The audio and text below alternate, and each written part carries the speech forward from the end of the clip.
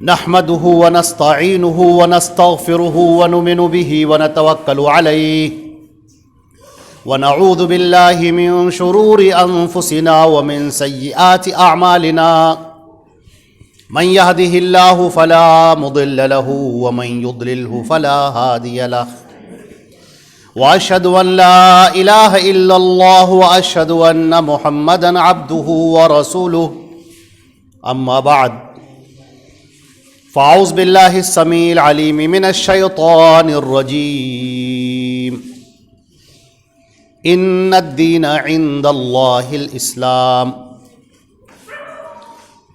تمام تعریفیں اللہ رب العزت کے لیے ہیں جو ہمارا خالق و مالک ہے، آسمانوں اور زمین کا پیدا کرنے والا اور کل کائنات کا تنہا پالنہار ہے، جو وحدہ لا شریک لہ ہے، مستوی عرش ہے، وہی عزتیں دینے والا، وہی ذلتیں دینے والا، وہی بلندیوں کے فیصلے کرنے والا، وہی پستیوں کے فیصلے کرنے والا ہے، وہ الحی القیوم ہے، العزیز المتعال ہے۔ اللہ کی حمد و ثنا کے بعد درود اور سلام ہو حضرت محمد مصطفیٰ صلی اللہ علیہ وسلم پر، جو خاتم النبیین ہیں، سید الاولین والآخرین ہیں۔ آپ کی ذات پر اللہ نے دین اسلام کو مکمل فرما دیا۔ اللہ نے فرمایا الیوم اکملت لکم دینکم، آج کے دن میں نے تمہارا دین مکمل کر دیا، واتممت علیکم نعمتی، اور اپنی نعمت تم پر تمام کر دی، ورضیت لکم الاسلام دینا، اور میں تمہارے لیے دین اسلام سے راضی ہو گیا۔ اللہ کی رحمتیں ہوں، برکتیں ہوں تمام صحابہ کرام پر، صحابیات پر، محدثین و محدثات پر، اور کل مومنین اور مومنات پر۔ حضرات گرامی، میں نے قرآن پاک کی ایک آیت تلاوت کی ہے جس میں اللہ رب العزت نے صاف طریقے سے ارشاد فرمایا ان الدین عند اللہ الاسلام، دین اللہ کے نزدیک صرف الاسلام ہے، الاسلام۔ اللہ نے فرمایا وَمَن يَبْتَغِ غَيْرَ الْإِسْلَامِ دِينًا فَلَن يُقْبَلَ مِنْهُ وَهُوَ فِي الْآخِرَةِ مِنَ الْخَاسِرِينَ۔ دین اسلام کے علاوہ اگر کوئی اور دین لے کر آئے گا کل بروز قیامت تو وہ قابل قبول نہ ہوگا، اور آخرت میں ایسا شخص انتہائی خسارہ اٹھانے والا ہوگا۔ اللہ رب العزت کے اس دو ٹوک واشگاف اعلان کے بعد اب ہم آپ کو آیت سناتے ہیں۔ اللہ رب العزت نے جہاں پر ذکر فرمایا سورہ اعراف میں، جب اللہ نے شیطان مردود کو، ابلیس لعین کو، مردود اور ملعون الشیطان الرجیم، جب اللہ نے اسے لعنت کا طوق اس کے گلے میں ڈالا اور اسے وہاں سے بھگایا اور قیامت تک کے لیے رائندہ درگاہ کر دیا، تو اس نے جو بات کہی اللہ رب العزت کے سامنے، اللہ نے اس بات کو قرآن میں ذکر کیا۔ جو شیطان لعین نے اللہ سے بات کہی، اللہ نے اس شیطان مردود کی بات کو قرآن پاک میں ذکر کیا۔ قال فبما اغويتني لاقعدن لهم صراطك المستقيم، کہنے لگا وہ شیطان مردود اللہ سے کہنے لگا، اللہ نے ذکر کیا، کہنے لگا چونکہ آپ نے مجھے نکال دیا، گمراہ کر دیا، بھگا دیا یہاں سے، تو اب میں تیرے صراط مستقیم پر بیٹھ جاؤں گا، میں تیرے صراط مستقیم پر، تیرے بتائے ہوئے سیدھے راستے پر، تیرے اتارے ہوئے سیدھے راستے پر میں بیٹھ جاؤں گا۔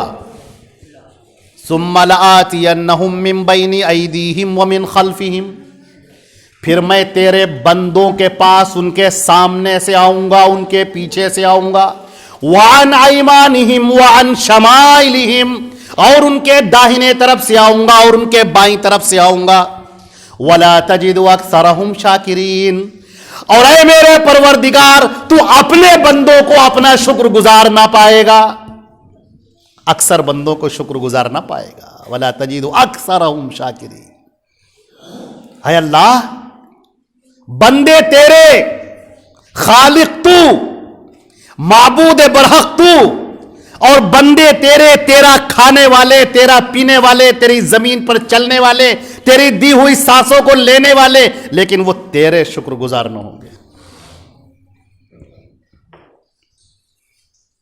شیطان مردود نے جو یہ قسم کھائی، اللہ کی جو اس نے قسم کھائی کہ میں تیرے بندوں کو گمراہ کروں گا اور تیرے سیدھے راستے پر بیٹھوں گا، صراط مستقیم پر میں بیٹھوں گا۔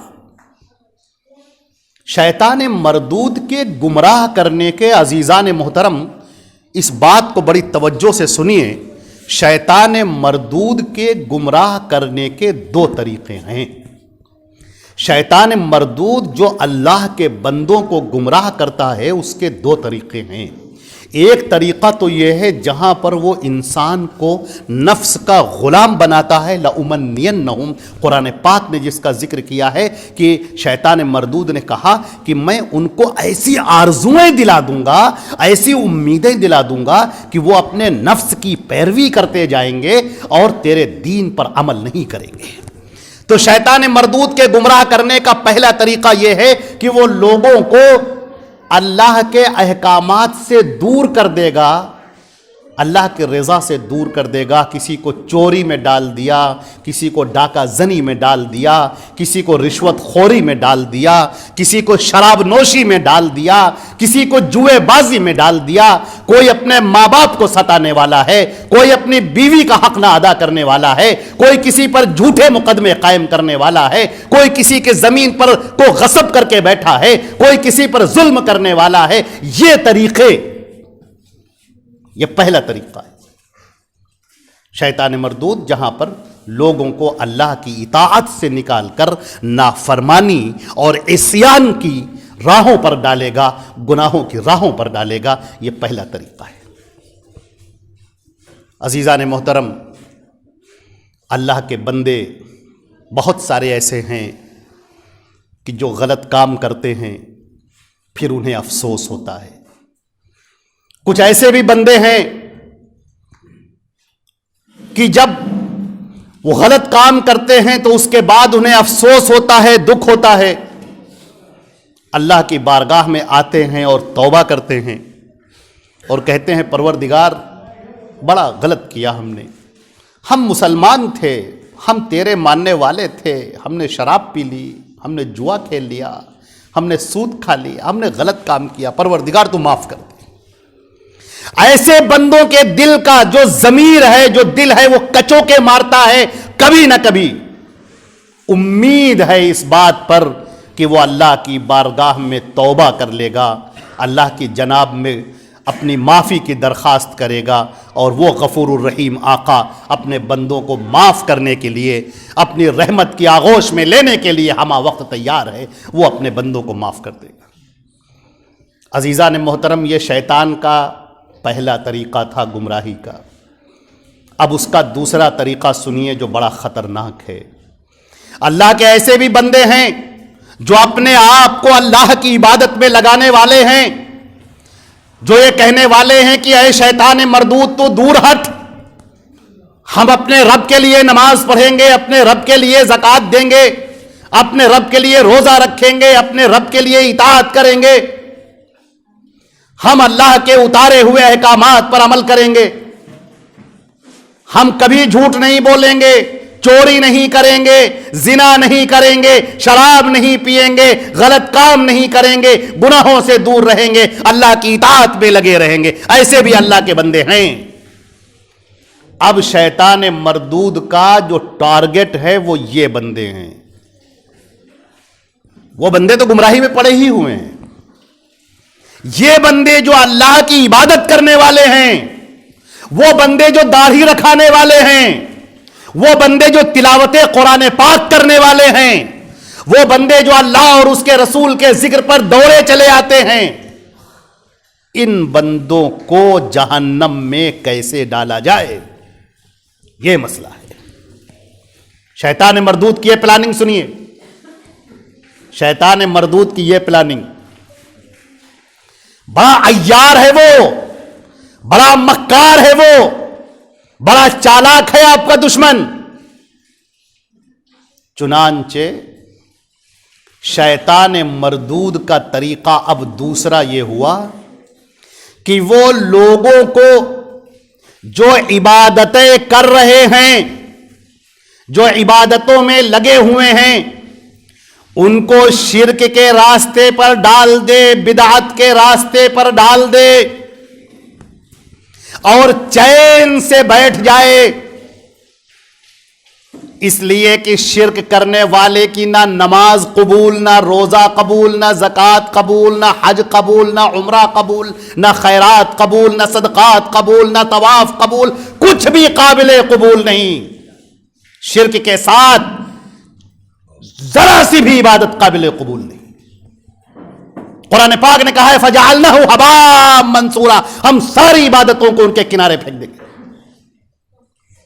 بدعات کی راہ پر ڈال دیا جائے. اب لوگ بیچارے جو پڑھے لکھے نہیں، جانکار نہیں، وہ بیچارے کچھ کام کر رہے ہیں یہ سوچ کر کہ یہ دین کا کام ہے، یہ سوچ کر کہ یہ اللہ اور رسول کی باتیں ہیں، ہم اس پر عمل کریں گے، اللہ ہمیں جنت دے گا، اللہ ہمیں اپنی جنتوں سے نوازے گا. لیکن شیطان مردود ان کو چپکے سے صراط مستقیم سے ہٹا کر گمراہی کے طرف راستے پر ڈال دیتا ہے، اور وہ آنکھیں بند کیے ہوئے بکٹٹ دوڑتے چلے جاتے ہیں. وہ یہ سمجھ رہے ہیں کہ ہم تو بڑا اچھا کر رہے ہیں. اللہ تعالیٰ نے قرآن پاک میں فرمایا قُلْ هَلْ نُنَبِّئُكُمْ بِالْأَخْسَرِينَ أَعْمَالًا، اے نبی آپ یہ کہہ دیجئے کہ کیا ہم تمہیں نہ بتائے ایسے لوگوں کے بارے میں جو عمل کرنے کے باوجود نقصان میں ہیں، جو عمل کرنے کے باوجود نقصان میں ہیں. الَّذِينَ ضَلَّ سَعْيُهُمْ فِي الْحَيَاةِ الدُّنْيَا وَيَحْسَبُونَ أَنَّهُمْ يُحْسِنُونَ صُنْعًا، جن کی ساری محنتیں دنیا میں کی ہوئی سب برباد ہو گئیں، سب ملیا میٹ ہو گئیں، اور وہ یہ سمجھ رہے تھے کہ ہم بڑا اچھا کر رہے ہیں. وہ یہ سمجھ رہے تھے کہ ہم بڑا اچھا کر رہے ہیں. چپکے سے، دھیرے سے شیطان نے صراط مستقیم سے ہٹا کر انہیں گمراہی کے راستے پر ڈال دیا، اور وہ زیادہ فرق نہیں کر پائے. صراط مستقیم پر چلتے چلتے دھیرے سے بدعت کے راستے پر آ گئے، اور دھیرے سے بڑھتے ہوئے چلے گئے، اور شتان بینہما، کہاں صراط مستقیم اور کہاں گمراہی کے راستے. وہ بیچارے گمراہی کے راستے پر چلتے ہوئے جہنم میں پہنچ گئے. اس سے پہلے کہ ہم اپنی بات کی اور وضاحت کریں، حضرت سعید ابن المسیب جو تابعی ہیں، ان کا ایک واقعہ سناتے ہیں کہ آپ بالکل آپ کا ذہن کھل جائے گا. حضرت سعید ابن المسیب رحمت اللہ علیہ نے کیا دیکھا کہ ایک شخص ہے جو فجر کی نماز پڑھنے کے بعد وہ نفلی نمازیں پڑھ رہا ہے. فجر کی نماز پڑھ لی، فجر کی نماز پڑھنے کے بعد اب وہ نفلی نمازیں پڑھ رہا ہے. حضرت سعید ابن المسیب نے اسے کیا کہا؟ اس سے کہا اے اللہ کے بندے، تو کیا جہنم میں جانے والے کام کر رہا ہے؟ غور کیجئے گا، غور کیجئے گا، سعید ابن المسیب کیا کہہ رہے ہیں کہ اے اللہ کے بندے، تو کیا جہنم میں جانے والا کام کر رہا ہے؟ وہ شخص تھوڑا سا اسے بات خراب لگی، تھوڑا سا ناراض ہونے لگا، کہنے لگا کہ شیخ محترم، کیا نماز پڑھنے کی وجہ سے میں جہنم میں جاؤں گا؟ کیا نماز پڑھنے کی وجہ سے اللہ مجھے جہنم میں ڈال دے گا؟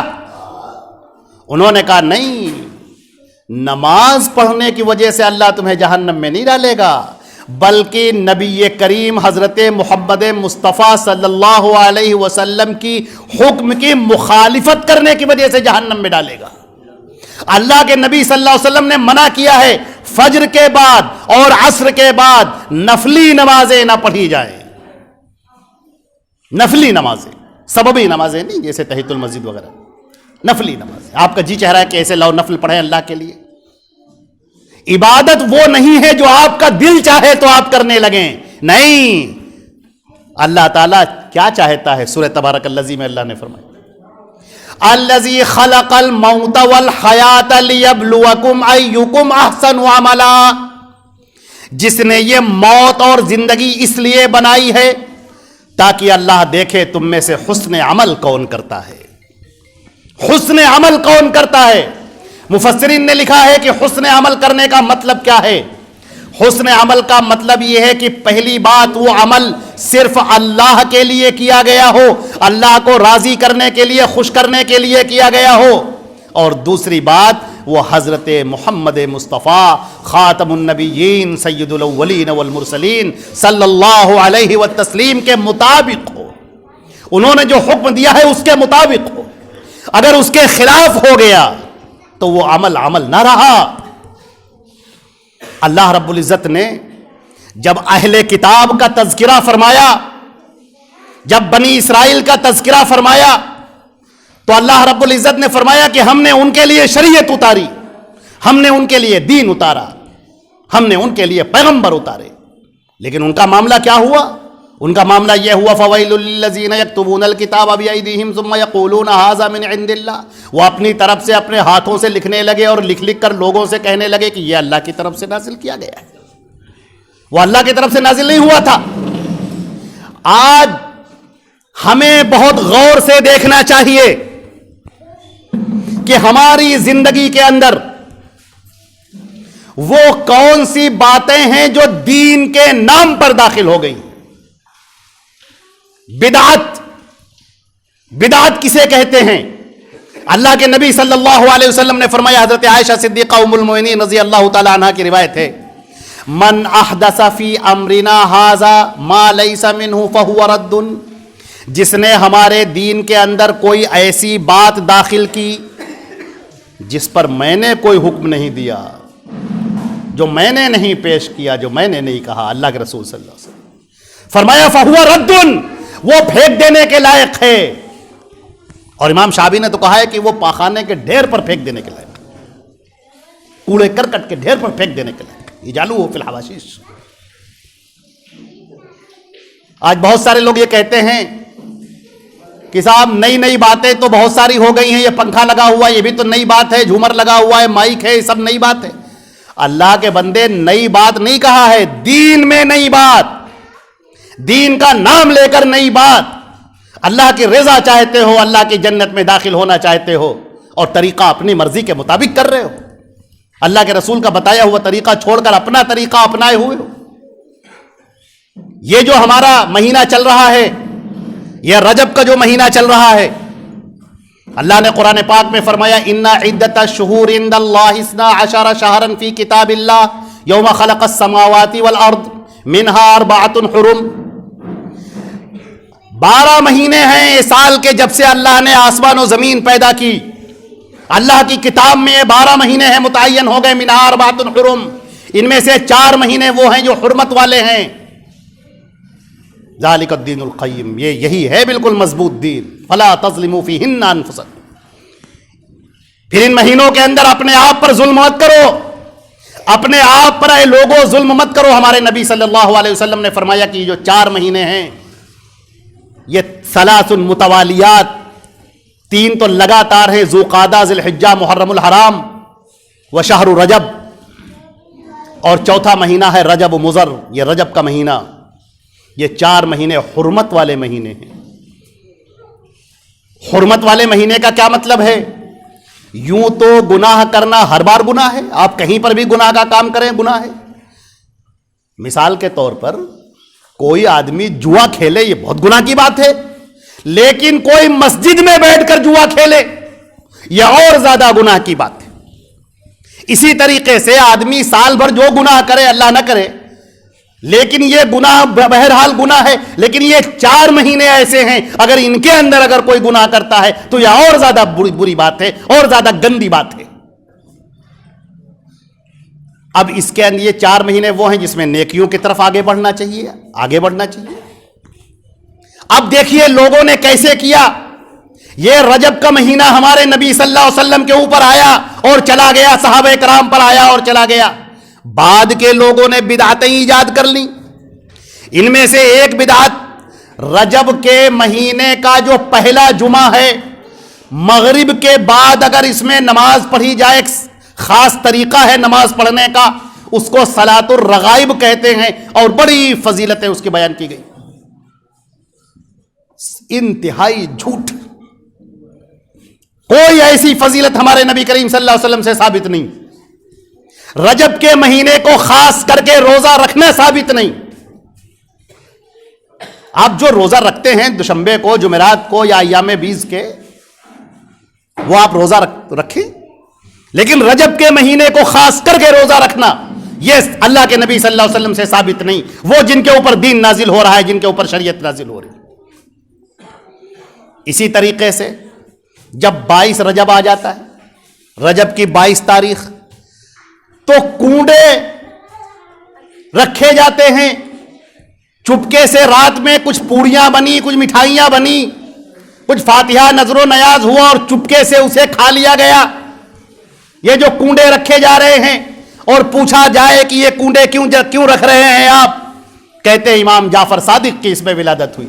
غلط بات ہے، یہ چور ہے، چوری۔ یہ حضرت امیر المومنین سیدنا امیر معاویہ رضی اللہ تعالی عنہ، ان کی وفات کا دن ہے۔ جو روافظ تھے، اب چونکہ اہل سنت کی حکومت تھی، ان کی ہمت تو نہیں تھی کہ حضرت امیر معاویہ کی وفات پر وہ خوشیاں منائیں، لہذا چپکے انہوں نے خوشیاں منائیں۔ اب علیٰ اعلان تو کہہ نہیں سکتے تھے، لہذا انہوں نے نام دیا اس کو جعفر صادق کے کنڈے رکھے جا رہے۔ بالکل نہیں، جھوٹ ہے یہ کنڈے رکھے جا رہے ہیں، بدعت، بدترین بدعت اسلام کے اندر۔ جس اللہ کے نبی پر قرآن نازل ہو رہا ہے، دین اسلام نازل ہو رہا ہے، جو لوگوں کو ذرا سی باریکیاں بیان کر رہا ہے، وہ ہمارا نبی صلی اللہ علیہ وسلم جو ذرا سی بات بیان کرتے ہیں، ہماری زندگی کی رہنمائی کرتے ہیں، یہاں تک کہ جب آپ کے اوپر اتنا غم ٹوٹا، آپ کی بیٹی کا انتقال ہوا، ام کلثوم کا، اللہ کے نبی ادھر دور پر بیٹھ گئے جہاں پر ان کو نہلایا جا رہا تھا، اور کہنے لگے کہ ہم تم کو طریقہ بتاتے جا رہے ہیں نہلانے کا، اس طریقے سے نہلانا۔ اللہ کے نبی کو یہ بھی پسند نہیں کہ جنازے میں جو میت کو نہلایا جا رہا ہے وہ اپنی مرضی سے نہلا دیا جائے، نہیں، ہم بتائیں گے کیسے نہلانا ہے۔ نبی یہ رحمت ہے، نبی یہ آخر الزمان ہے۔ قبر پر کھڑے ہو رہے ہیں، اس وقت وہ بتا رہے ہیں میت کو ایسے اتارا جائے، یہ دعا پڑھی جائے، ایسے رکھا جائے، یوں قبلے کی طرف کیا جائے، ایک باریک سے باریک بات بیان کر رہے ہیں نبی۔ مجھے یاد آ گیا، بات میں ایک بات نکل آئی، حضرت عثمان غنی رضی اللہ تعالی عنہ ایک مرتبہ وضو فرما رہے تھے، ایک منڈیر سی بنی ہوئی تھی، وہ وضو، اور لوگ کھڑے ہوئے تھے، امیر المومنین وضو کر رہے ہیں، حضرت عثمان غنی رضی اللہ تعالی عنہ لوٹا تھا، اس سے وضو کر رہے تھے، وضو کرنے کے بعد کھڑے ہوئے پانی پیا اور مسکرائے۔ لوگوں نے کہا امیر المومنین کون سی بات پر آپ مسکرائے، کیا بات تھی؟ کہنے لگے نہیں، بات کوئی نہیں تھی، میں نے اپنے نبی حضرت محمد مصطفیٰ صلی اللہ علیہ وسلم کو دیکھا تھا کہ انہوں نے وضو کیا اور وضو کرنے کے بعد پانی پیا اور اس کے بعد مسکرائے، بس ہم بھی مسکرائے۔ یہ ہے مزاج صحابہ کرام، کوئی پوچھنا نہیں کیوں مسکرائے، کیا وجہ ہے، اس کے پیچھے کیا راز ہے، اس کے پیچھے کیا حکمت، کچھ نہیں، اللہ کے نبی نے کیا، ہم بھی کر رہے ہیں، اور اللہ کے نبی نے نہیں کیا. دیکھیے سعید المسیب کیا کہہ رہے ہیں، اللہ کے نبی نے منع کیا اور تم کر رہے ہو، اس وجہ سے جہنم میں ڈالے جاؤ گے. اس لیے نہیں کہ اتنی نماز پڑھ رہے ہو، بلکہ اس لیے کہ تم نے نبی کے بتائے ہوئے طریقے کے خلاف کیا. اسی طریقے سے جب 27 رجب آتی ہے تو لوگ معراج مناتے ہیں، معراج النبی، اور اس کے لیے مٹھائیاں تقسیم کراتے ہیں، اس کے لیے پروگرام منعقد کراتے ہیں، اس دن روزہ بھی رکھتے ہیں، بریانی پکواتے ہیں، اور نہ معلوم فاتحہ کرواتے ہیں، اور نہ معلوم کیا کیا کام کرواتے ہیں. آپ کو ہم یہ بتا دیں کہ اللہ کے نبی صلی اللہ علیہ وسلم کی جو معراج ہوئی ہے اس کا مہینہ بھی ثابت نہیں ہے. تاریخ تو جانے دیجئے کہ وہ 27 تاریخ تھی یا کوئی اور تاریخ تھی، رجب کا مہینہ تھا بھی کہ نہیں یہ بھی بات ثابت نہیں. اللہ رب العزت بڑا ہی حکمتوں والا ہے. اگر یہ چیزیں محفوظ رہ جاتی تو لوگ اس رجب کے دن کو، اس تاریخ کو جو معراج ہوئی اللہ کے نبی کی جانب، اسے عبادت کا دن بنا دیتے، عبادت کا دن بنا دیتے اسے وہ. اور وہی ہوتا جو یہود و نصارہ نے کیا. اللہ کے نبی صلی اللہ علیہ وسلم کا جب انتقال ہو رہا تھا، آپ اپنی چادر بار بار پلٹ رہے تھے اور کہہ رہے تھے لعنت ہو یہود اور نصارہ پر، انہوں نے اپنے انبیاء کی قبروں کو عبادت گاہ بنا لیا. آج ہمارے ہاں بھی یہی چیزیں پیش آ رہی ہیں. نبی کی محبت کے نام پر بدعتیں کی جا رہی ہیں. نام لیا جا رہا ہے نبی کی محبت کا، نام لیا جا رہا ہے دین کا، نام لیا جا رہا ہے شریعت کا. اللہ تم سے راضی ہو جائے گا، تم جنت میں داخل ہونے والے بن جاؤ گے، اور نبی کے خلاف کیا جا رہا ہے. اے لوگوں، قرآن پاک نے کیا کہا؟ اللہ رب العزت نے فرمایا وَمَن يَبْتَغِ غَيْرَ الْإِسْلَامِ دِينًا. اب اگر کوئی جو طریقہ نبی لے کر آئے، جو محمد مصطفیٰ صلی اللہ علیہ وسلم لے کر آئے، جس نبی پر ہم نے دین نازل کیا، جس نبی پر ہم نے شریعت اتار دی، جس نبی پر ہم نے طریقہ اتار دیا، جس نبی پر ہم نے زندگی کا سلیقہ اتار دیا، اگر اس طریقے سے ہٹ کر چلو گے فَلَن يُقْبَلَ مِنْهُ، تو آخرت میں قابل قبول نہ ہوگا. پہلے سے سمجھ لو، اچھی طرح سے سمجھ لو، آخرت میں قابل قبول نہ ہوگا. وَهُوَ فِي الْآخِرَةِ مِنَ الْخَاسِرِينَ، اور آخرت میں وہ خسارہ اٹھانے والوں میں سے ہوگا، نقصان اٹھانے والوں میں سے ہوگا. مجھے یاد آیا حضرت عمر فاروق رضی اللہ تعالیٰ عنہ کا واقعہ. ایک مرتبہ وہ جا رہے تھے، اچانک کیا دیکھتے ہیں، ایک چرچ کے پاس سے گزر ہوا، کنیسہ کے پاس سے ایک پادری کو دیکھا. پادری، عیسائیوں کا پادری، بڑی عبادت کر رہا تھا، بڑی عبادت کر.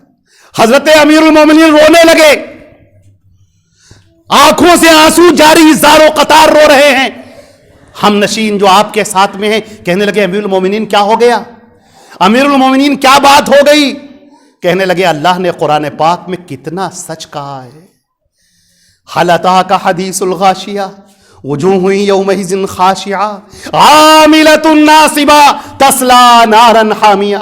کیا تمہیں خبر پہنچی اس ڈھانپ لینے والی چیز کے بارے میں جس روز چہرے ڈرے ڈرے ہوں گے، شرمندگی سے جھکے ہوئے ہوں گے؟ کتنے ہی لوگ ہوں گے عمل کرنے والے، عبادتیں کرنے والے، محنتیں کر کر کے تھک جانے والے، عبادتیں کر کر کے تھک جانے والے. اللہ فرماتا ہے تصلی نارا حامیہ، ہم انہیں اٹھا کر جہنم میں پھینک دیں گے. ان کی یہ عبادتیں قابل قبول نہ ہوں گی. کیوں قابل قبول نہ ہوں گی؟ اے لوگوں، اس لیے قابل قبول نہ ہوں گی کہ اب محمد مصطفیٰ صلی اللہ علیہ وسلم نبی آخر الزماں بن کر آ چکے. اب اگر ان کو چھوڑ کر کسی اور کی پیروی کی جائے، وہ حضرت موسیٰ کے نام پر کی جائے، یا حضرت عیسیٰ علیہ السلام کے نام پر کی جائے، یا کسی باشد کسی کے نام پر کی جائے، اب وہ قابل قبول نہ ہوگی. طریقہ وہی قابل قبول ہوگا جو نبی اکرم محمد مصطفیٰ صلی اللہ علیہ وسلم کا بتایا ہوا ہوگا. اس طریقے سے ہٹ کر سوائے گمراہی کے، سوائے ضلالت کے اور کچھ نہیں ہے. راستے سب بند ہیں، بس ایک راستہ جنت کا کھلا ہے، وہ ہے محمد مصطفیٰ صلی اللہ علیہ وسلم کا راستہ. جو اس طریقے پر جائے گا وہی کامیاب ہوگا. اللہ نے کیا کہا؟ وَمَا آتَاكُمُ الرَّسُولُ فَخُذُوهُ، رسول جو تمہیں دیں وہ لے لو. وما نہاکم عنہ فانتہوا، اور جس بات سے روک دے منع کر دے ٹھہر جاؤ. بس شریعت اسی کا نام ہے. ہم اللہ کے نبی کے پیروکار، ان کے پیچھے پیچھے چلنے والے، ان کی اتباع کرنے والے، ان پر ایمان لانے والے. نبی نے کہا کھڑے ہو جاؤ تو ہم کھڑے ہو گئے، نبی نے کہا بیٹھ جاؤ تو ہم بیٹھ گئے، نبی نے کہا یہاں نماز پڑھنی ہے ہم نماز پڑھنے لگے، نبی نے کہا یہاں نماز نہیں پڑھنی ہے، فجر کے بعد کوئی نفل نماز نہیں، ہم نہیں پڑھیں گے. آپ نے فرما دیا عید کے دن، بقرعید کے دن، ایام تشریق کے دن یہ روزے نہیں رکھے جائیں گے، ہم روزہ نہیں رکھ رہے.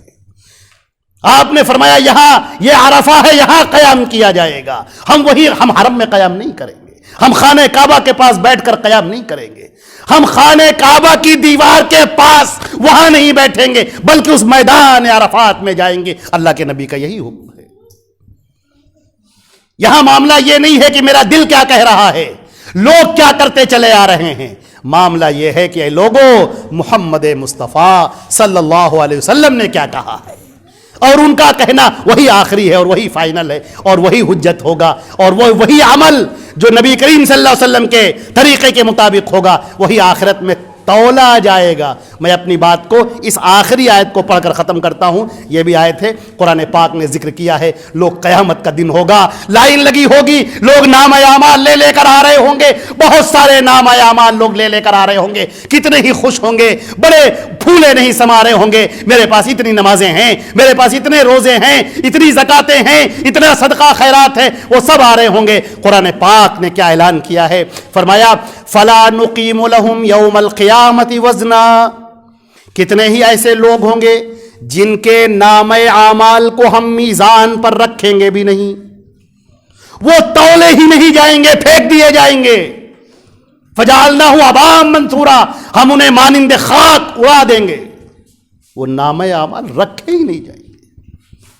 اللہ نے پہلے ہی اعلان کر دیا ہے کہ لوگوں عمل وہی قابل قبول ہوگا جو اللہ کے نبی کے طریقے کے مطابق ہوگا. بدعتیں مت ایجاد کرو، یہودی مت بنو، عیسائی مت بنو، مجوسی مت بنو، جنہوں نے اپنے نبی کی تعلیمات میں اپنی باتیں داخل کر کے پورا دین بگاڑ دیا، جنہوں نے بدعتیں ایجاد کر لیں. تو محمد مصطفیٰ کے پیروکار بنو، جہاں کا معاملہ یہ ہے کہ جہاں کر دیا گرم گرم آ گئے وہ، جہاں کر دیا نرم نرم آ گئے وہ.